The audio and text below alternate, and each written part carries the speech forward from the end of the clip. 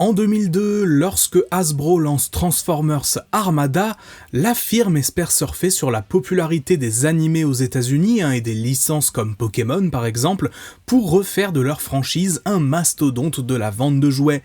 Le principe des Minicons et leur grand nombre a même valu à Armada le surnom de Pokéformers par les fans de la première génération, où au lieu d'attraper tous les Pokémon, on attrapait tous les Minicons. Pourtant, au-delà de la campagne marketing, Transformers Armada c'est aussi divers médias, dont le plus célèbre est sans nul doute le dessin animé, regardé par des millions d'enfants à travers le monde. Et dans cette dernière, on trouve l'un des personnages les plus marquants de cette époque, un personnage qui est presque parfois trop bien écrit pour la série dans laquelle il se trouve. Ne nous voilons pas la face, la première moitié de Transformers Armada est plutôt médiocre et répétitive, mais plus elle avance, plus l'intrigue globale devient intéressante, et c'est en grande partie grâce à un personnage, Starscream, que l'on va analyser plus en profondeur aujourd'hui. Starscream, dans sa version traditionnelle, soit la version G1, est un personnage qui a marqué l'histoire de la licence Transformers et même de la pop culture au sens large. Son nom est carrément devenu le nom d'un archétype dans les scénarios de fiction, le Starscream entre guillemets, qui décrit un méchant souhaitant prendre la place de son chef via des manipulations et complots divers. Dans la première génération, c'est ce qui caractérisait le personnage, souvent de façon comique, jusqu'à ce qu'il aille trop loin et prenne un retour de bâton pour le moins brutal dans le film de 1986 où il est désintégré par son chef, récemment upgradé sous la forme de Galvatron.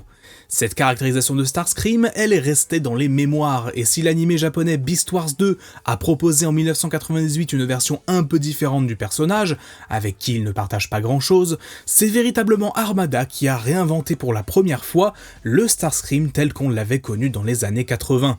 Dans le design notamment, cette nouvelle version du personnage est une évolution de l'original, arborant toujours ses couleurs rouge, noire et blanche, et son mode alternatif de jet. On a juste moins de bleu cette fois-ci, voire plus du tout de bleu sur le design. Durant le développement de la série animée, Starscream avait été à la base pensé pour être dans la lignée de sa version G1. On peut notamment lire sur la description de son jouet qu'il est à l'affût de chaque opportunité pour affaiblir son chef Mégatron et prendre sa place. Cependant, dans la série en elle-même, ce n'est pas ce qui est vu. La dynamique des Decepticons dans Armada, en particulier dans les premiers épisodes, est presque semblable à une famille un peu dysfonctionnelle. Mégatron en leader tyrannique, Cyclonus en tant que fou furieux, Démolisher en tant que bourrin un peu benet, et Starscream en soldat compétent mais qui échoue souvent ce qu'il entreprend. On ne ressent pas tellement de sentiment de trahison émanant de ce Starscream au début, mais plutôt un sentiment de loser si je peux dire, un peu à l'image des autres Decepticons en fait. Yes, mission accomplished. Il est d'ailleurs pendant plusieurs épisodes sans partenaire Minicons, et lors d'une mission en forêt, décide de refuser un ordre direct de Mégatron pour récupérer le Minicon récemment découvert pour lui, Swindle, lui permettant de débloquer une puissance supplémentaire des plus impressionnantes, forçant la retraite des Decepticons et agaçant son chef au passage. La relation entre Starscream et Mégatron est au centre de l'évolution du perso, et est là encore inédite comparée à l'original. Au lieu d'un Starscream qui est traître 24h/24 et qui donc se prend en permanence un coup de karma, on a ici affaire à un Mégatron qui traite ce dernier comme un incapable, créant chez lui un sentiment de haine de plus en plus grandissant. Starscream est un Decepticon dans l'âme, il est arrogant, croit en sa cause, obéit souvent à son chef, mais possède aussi un certain sens de l'honneur et de la camaraderie avec les siens.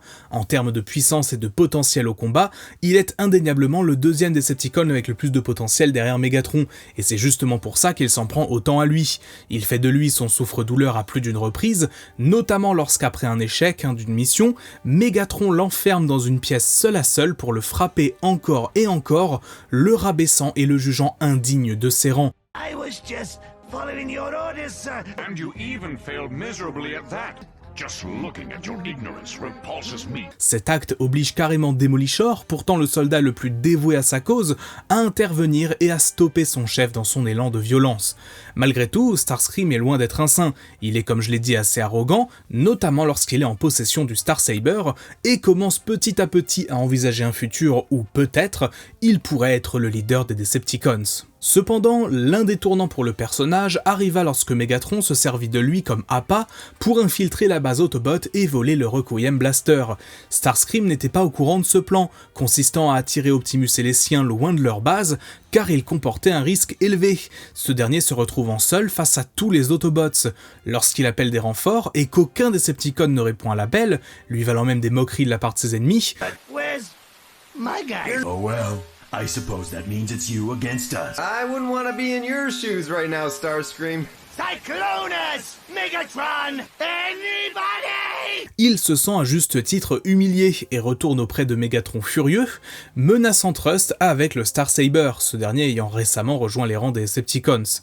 La goutte d'eau arriva lorsqu'après avoir pris le temps de récupérer, il surprend son chef en train de se moquer ouvertement de lui avec Trust, ne le voyant que comme un soldat dispensable qui pourrait être utilisé comme chair à canon. Trust de son côté jouait déjà double jeu et cherchait à s'attirer les faveurs de son leader.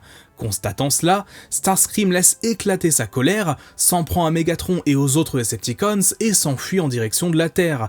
Sa colère envers Megatron avait définitivement pris le dessus, et il allait alors commettre l'impensable, tenter de s'allier aux Autobots pour vaincre ce dernier une bonne fois pour toutes.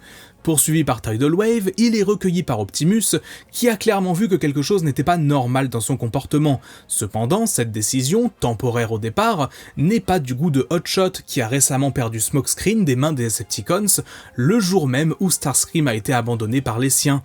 Après une confrontation entre les deux, c'est finalement Hoist, la nouvelle forme de Smokescreen justement, ayant réussi à être réparé, qui stoppe les hostilités.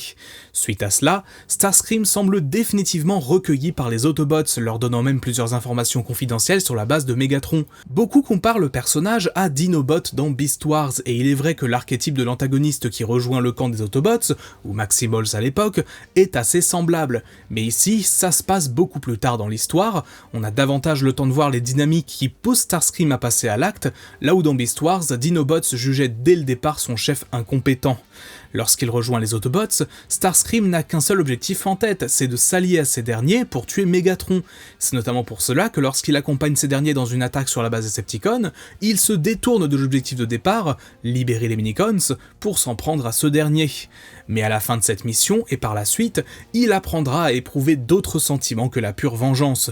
Lors d'une mission sur la planète Mars, où il accompagne Jetfire, il va notamment prendre le temps de ramener aux humains un morceau de roche martienne en souvenir, éprouver aussi une énorme empathie envers un Minicon sur le point d'être acquis par Megatron, le suppliant de riposter et de ne pas se laisser faire. Starscream est d'ailleurs le Decepticon le plus proche des Minicons au sens large, en plus de son partenaire habituel, à savoir Swindle. Pendant son temps chez les Autobots, Starscream va recevoir pas mal d'attention de la part des humains, en particulier Alexis, qui comprend qu'au fond, il est davantage torturé que véritablement méchant. Ces derniers vont d'ailleurs lui fabriquer une sorte de grand tissu qu'il accrochera au Star Saber en guise de remerciement après sa mission sur Mars, et c'est assez bête à dire, mais c'est la première fois qu'il reçoit une attention positive de la sorte, ses habitudes de Decepticons faisant qu'il ne sait même pas véritablement comment réagir à la chose. Why don't you just try saying thank you? Thank you. Thank you. C'est un moment à la fois mignon mais aussi un peu gênant, car on sent toujours chez le personnage une certaine nervosité, et la série fait le choix assez intelligent à mon sens de ne pas le faire devenir aussitôt ultra appréciable à ce moment. Certes, il remercie les enfants et garde leurs cadeaux, mais s'agace aussitôt des ordres qu'il reçoit de Jetfire et préfère retourner dans son coin. Si on retient ce Starscream comme celui qui a déserté chez les Autobots, il ne faut pas oublier qu'il n'embrasse pas complètement leur façon de faire et ne se sent pas à sa place chez eux non plus. Cela crée l'opportunité parfaite pour Trust de le manipuler, jouant sur sa corde sensible, à savoir sa volonté de tuer Megatron. Le Conhead joue à ce moment sur plusieurs tableaux, car s'il affiche une loyauté de façade à Megatron, il s'est en réalité allié à Sideways dans le but de réveiller Unicron. Manipuler Starscream de la sorte lui permet de ramener en la possession des Decepticons le Star Saber et le Skyboom Shield, les deux artefacts Minicons manquant à ces derniers. Longtemps hésitant, Starscream finit par accepter sa proposition, trahissant du coup les Autobots et retournant dans son camp, finalement peut-être le moment où on se rappelle pourquoi il porte bien son nom. Malgré tout, s'il n'a pas de sentiment particulier envers les Autobots, il remercie les humains pour ce qu'ils ont fait pour lui, témoignant du réel attachement qu'il éprouve envers ces derniers. Pour beaucoup de personnes, moi y compris, c'est probablement l'un des moments les plus frustrants de la série quand on est investi dans ces personnages, car ce qu'on a envie de voir à ce moment, c'est un Starscream qui continue d'être avec les Autobots et qui ne cède pas aux manipulations de Trust, que l'on a sera en plus établi comme l'un des antagonistes réellement détestables de l'histoire. Mais si Starscream a son honneur, toutes ces différences avec l'original, il n'est pas forcément ultra intelligent non plus. Bon, vous me direz, c'est le cas de presque tous les Decepticons de la série, mais il ne faut pas oublier que ce n'est pas en quelques jours qu'il va passer outre sa volonté de vengeance. Si Megatron accepte son retour, il le met aussitôt au défi d'activer lui-même le canon Hydra, qui détruira dans le procédé la Terre, et donc ses amis encore sur place. Too many innocent people down there. My friends are down there. Son temps d'hésitation permettra à Optimus d'intervenir, et quelques minutes plus tard, il assistera au sacrifice de ce dernier pour sauver la Terre. Lors du retour des Decepticons sur Cybertron, Starscream réalise ce que nous, spectateurs, savions déjà. Trust a trahi les siens afin d'œuvrer au retour d'Unicron, volant les artefacts Minicons et s'enfuyant dans les profondeurs de Cybertron. Starscream se lance aussitôt à sa poursuite et rencontre sur son chemin les humains et leurs Minicons, ayant accompagné les Autobots dans l'espace. On retrouve alors davantage le Starscream que l'on avait vu lors de son bref passage chez ces derniers, ces épisodes développant encore un peu plus la relation entre lui et Alexis, qui est probablement la seule personne à réellement l'avoir cerné et souhaitant être son ami. Bon, par contre, vous vous en doutez, Internet étant Internet, je vous laisse imaginer les fanfictions que ça a créées, mais on n'est pas là pour ça. I'm not sure of anything anymore. You trusted me, Alexis, and I thank you for that. Oh, Starscream. Par ailleurs, on notera qu'entre-temps, à l'image d'autres personnages, Starscream a changé de couleur, passant à un bleu rappelant Thundercracker, un point qu'il souligne lui-même. It looked like Thundercracker. Et c'est assez intéressant à noter, car dans sa caractérisation classique entre guillemets, Thundercracker a été présenté comme un Decepticon pas entièrement convaincu par sa cause, et qui éprouve même une certaine affection pour les humains.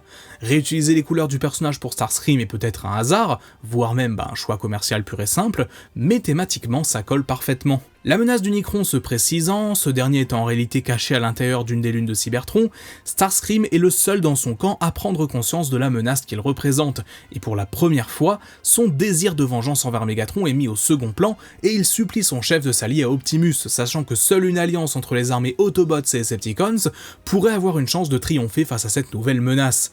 Il est l'un des seuls à avoir connu les deux camps du conflit, et lorsqu'une fois encore Megatron et Optimus s'affrontent, Starscream fait irruption et défie son chef dans un ultime duel. The game's over, Galvatron! Cet affrontement, c'est probablement l'un des tout meilleurs moments de l'histoire de Transformers, pas tant pour le pur spectacle ou l'animation, mais la portée émotionnelle de ce dernier. On a vu pendant près de 50 épisodes la relation tumultueuse, toxique, antagoniste qui s'est créée entre les deux personnages, et alors qu'on pourrait voir dans ce passage à l'acte de Starscream l'accomplissement de sa vengeance, dans le but de tuer son chef, il n'en est rien.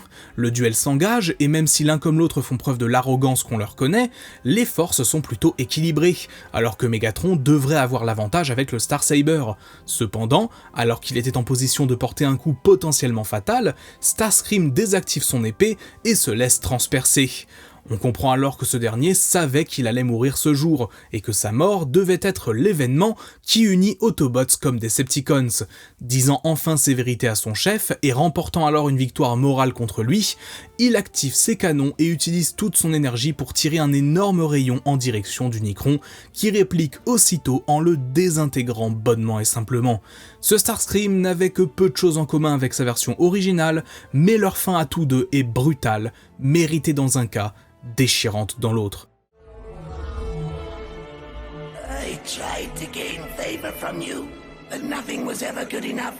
You always found fault. Then I saw how Optimus treated his men, and I realized he was a leader of integrity, unlike you.